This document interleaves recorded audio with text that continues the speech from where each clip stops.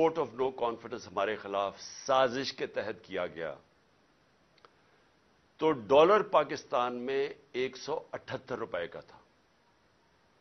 178 روپے کا ڈالر تھا جب vote of no confidence assembly میں دائر کیا گیا.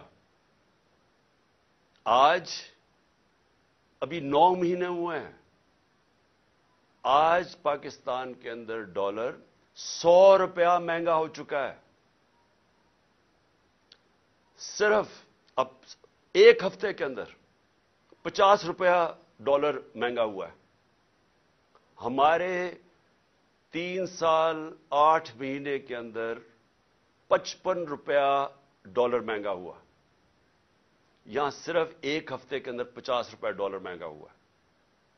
میں کیوں ڈالر کا آپ کو بتا رہا ہوں کہ اس کے بہت بڑے اب آگے جا کے اس کے اثرات پڑنے لگے ہیں عام لوگوں کے اوپر. آپ جو سن رہے ہیں آپ سب کے اوپر اب اس کے اثرات آنے لگے ہیں کہ یہ آ چکے ہیں. مہنگائی آ چکی ہے.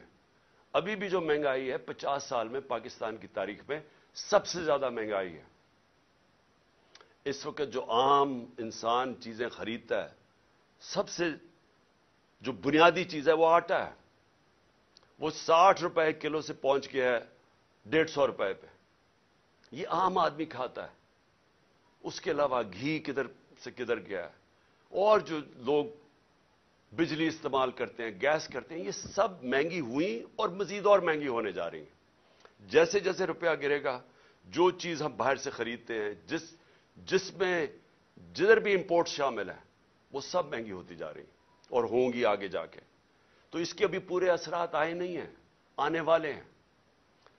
تو یہ کیسے کون سی قیامت آئی تھی کہ پاکستان کے اندر اس طرح کی معیشت ڈوبنے کے اوپر کھڑی ہے.